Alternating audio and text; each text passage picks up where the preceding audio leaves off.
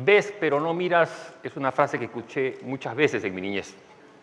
Ves pero no miras, me decía mi abuela, Carmela, cuando no encontrábamos lo que ella quería. Ves pero no miras, le decía mi maestro Alberto, que acaba de cumplir la semana pasada 96 años, y cuando no lográbamos relacionar los datos que nos daban con la lección que teníamos, nos repetía eso. Más recientemente mi hija Lorena lo dice cuando, yendo distraído, conversando con ella por la carretera, nos pasamos una salida y era evidente que tenía que salir, pero solo vi, no miré. Esto trae o es consecuencia de algo. Estamos rodeados de datos, no de información, de datos. Está en nosotros convertir esos datos en información. Información relevante, información para algo, información ¿para qué? Hace muchos años, bastantes años, con el boom de la agroindustria, y no el último, el de hace muchos años, hace 30 años, decidí con un amigo, Arturo, el emprendimiento, una empresa de soporte e ingeniería para la agroindustria. Nuestro primer trabajo, nuestro primer proyecto, una planta para secado, refrigeración, conservación de espárragos en Ica. El 95% de las empresas de agroindustria que existen actualmente no existían en ese momento. Hicimos el diseño, la instalación, todo estaba perfecto.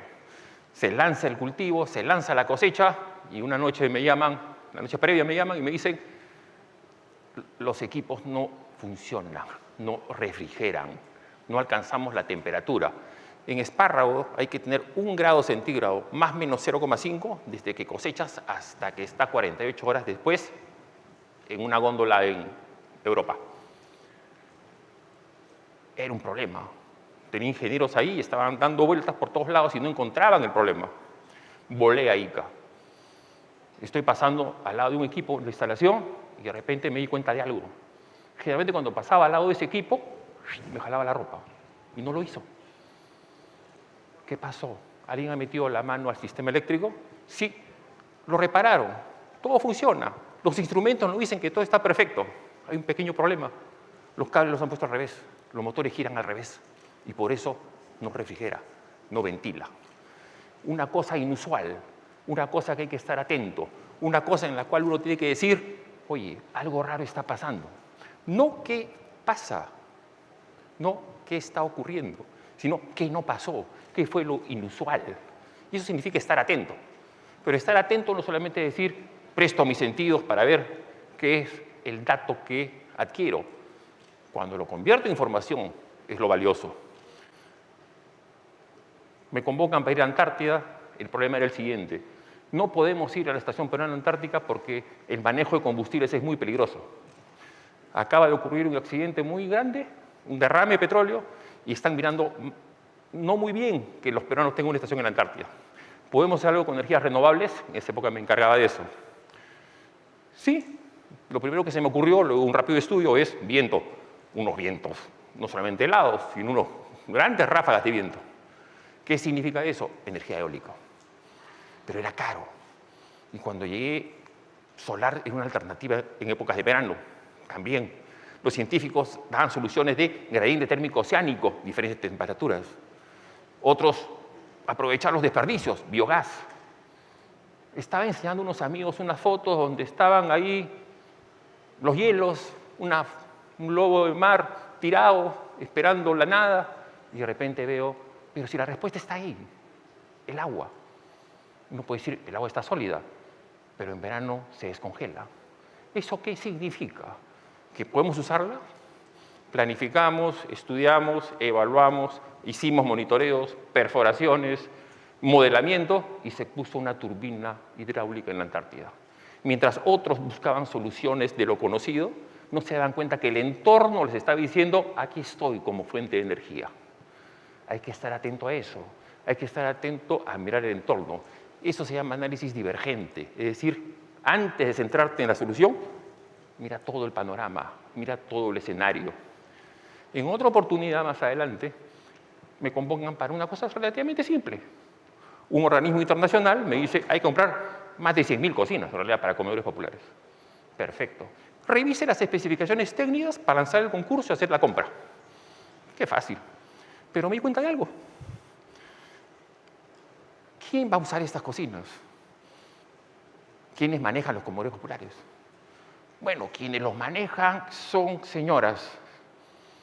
Y me he dado cuenta que las cocinas las tienen ahí y muchas veces no las usan. Hasta las ollas están limpias. ¿Por qué? Indagando ya con las usuarias, lo que pasa es que nosotros tenemos poco tiempo para poder realizar esa tarea. No es nuestra actividad principal, tenemos que después ir a trabajar. Solo tenemos 20 a 25 minutos y entonces en ese momento tenemos que hacer todo rápido. Necesito una cocina fuerte, potente, rápida, me decían ellas. Pero por otro lado, si es muy rápida hay otro problema, consume mucho gas. Y la colecta que hacemos para comprar el gas no nos alcanza. Conclusión, no las usamos. Había que desarrollar eso. Ahí estaba la oportunidad, ahí estaba la necesidad, ahí estaba la real posibilidad de poder hacer algo. Investigamos las cocinas. La eficiencia de las cocinas, la mitad de cualquier cocina en el resto del mundo. A nadie le importaba acá la eficiencia. Alto consumo de gas, ahí está uno de los problemas. Pero si reducía el consumo de gas, era muy lenta. Aparente contradicción, pero técnicamente no. Ahí viene el análisis de ingeniería, justamente, el análisis técnico. ¿Es posible hacer una cocina rápida y ahorradora? Técnicamente, potente y eficiente, sí. Y se logró hacer. Por primera vez en la historia, alguien se dedicó a hacer eso. Vio la necesidad y encontró la posible solución. Con un adicional.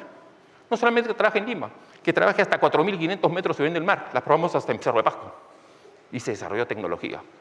Fue difícil si tienes el conocimiento técnico, sí es posible realizarlo, pero primero había que identificar la necesidad.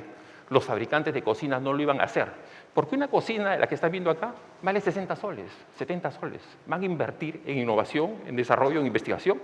No lo van a hacer, pero sí es posible realizarlo y pequeños cambios pueden ser sustanciales para el uso de cocinas y mejorar la eficiencia y mejorar lo que tenemos que hacer. Años después, ustedes ya lo han vivido muy recientemente, el COVID. En la época del COVID, estuve 15 días en casa porque después salí. Un encargo muy simple que me dieron. Hay ventiladores mecánicos de asistencia a la respiración que hay que reparar, porque hay muchos en todo el país en los centros asistenciales, pero a uno le falta piezas y hay que completarlos, como sea. ¿Pero por qué no las compran? Una cosa muy simple. En todo el mundo se necesitaban esos elementos. Había escasez de esos componentes. No había componentes médicos, no había filtros, sistemas, no existía la disponibilidad. Empezamos a repararlo. Y a las 2 o 3 semanas vino una noticia peor. ¿Hay problemas con esos equipos? Sí. Sí, mira, hay otro problema. Nos vamos a quedar sin oxígeno. No va a haber oxígeno suficiente para nosotros, para toda la cantidad de contagiados que va a haber. ¿Qué hacemos? Muy complacientemente me dijeron, ¿podrás hacer algo? Bueno, no lo sé, le dije. Mirando un noticiero, mirando información, en esa época salía, en Lima el cielo está limpio, el mar está puro, hay peces, hay flora, hay fauna, todo está como estado natural. Claro, no había transporte, no había industria, se descontaminó Lima, Lima respiró un tiempo. Y como ustedes aprecian, qué linda foto, yo vi 2 cosas. ¿Nos falta oxígeno? ¿Dónde está el oxígeno? Ahí hay 2 sitios, en el aire y en el agua. A investigar. En el agua fue complicado, en el aire fue más fácil. Separar, extraer el oxígeno del aire fue una empresa en la cual nos dedicamos para poder hacerla factible.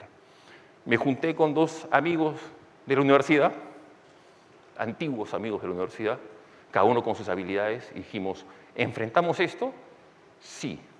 Convocamos a otra gente, los que traían plantas de oxígeno y generadores de oxígeno, y dijeron, no, están locos, eso es imposible hacer.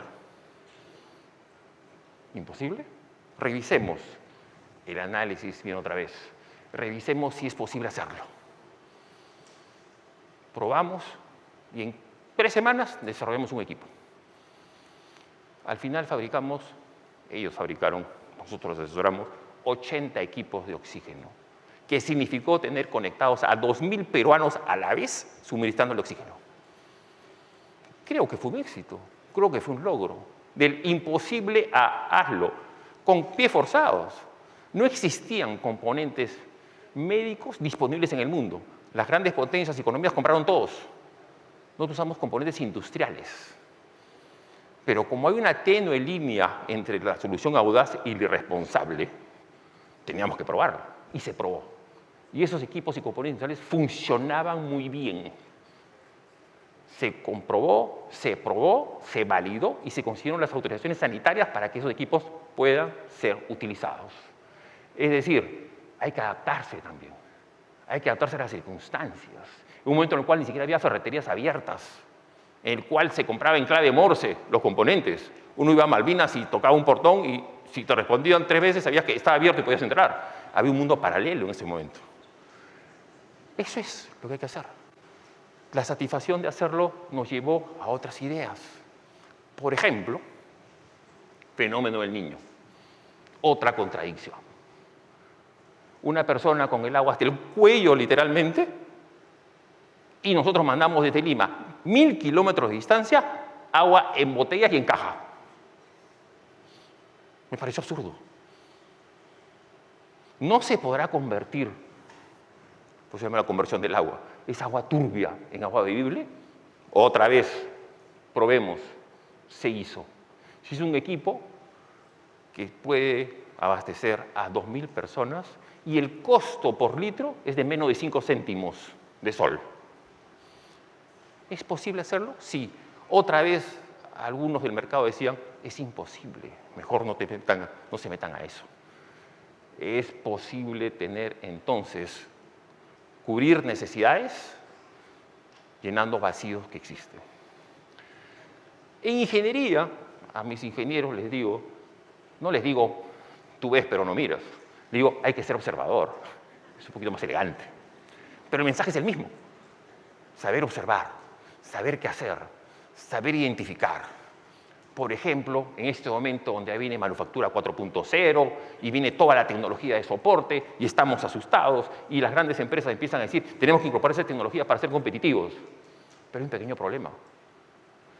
Sí podemos tener ayuda de la inteligencia artificial y otras bondades tecnológicas para procesos estructurados, para tecnología que sabemos que va a ser mejorada, pero hasta cierto nivel. A nivel de ideas y de creatividad, el ser humano trabaja a otro nivel, nuestra inteligencia trabaja a otro nivel y es ahí donde debemos entrar a competir. Tenemos las herramientas, yo he pasado desde regla de cálculo cuando empecé en la universidad hace muchas décadas, pasando por calculadoras y pasando por computadoras y ahorita con asistencia de la inteligencia artificial para resolver problemas. Son herramientas, no nos van a reemplazar a nosotros.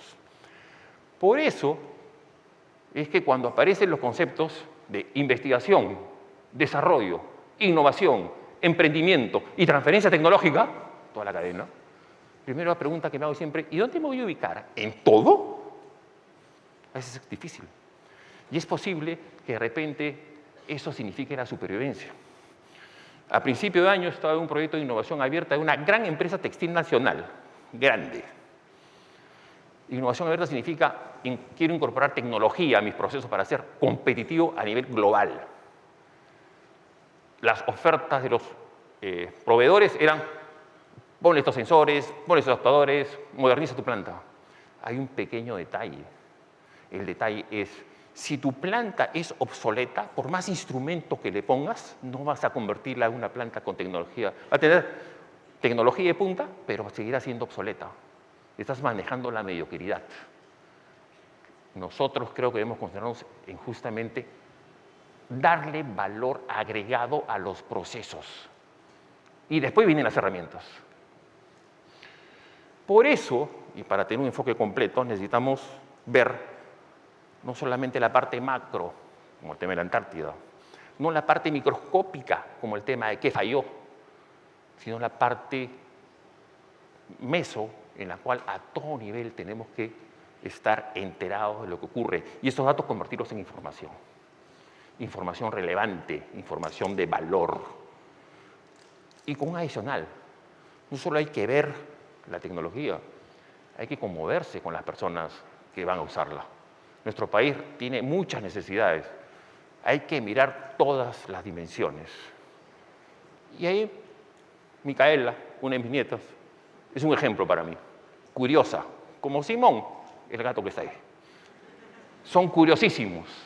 Y son tan curiosos que pueden decirte con una lógica tremenda qué cosa es lo que puede funcionar o no puede funcionar. Y tiene 2 años. Esa lógica que permite decir, probaré la aceleración de la gravedad N veces con la bolita de ahí, hasta aprendiendo cómo volar una cometa sin necesidad de tener que explicarle a ese nivel el comportamiento aerodinámico de sustentación de alas fijas, que es conceptos de mecánica de fluidos.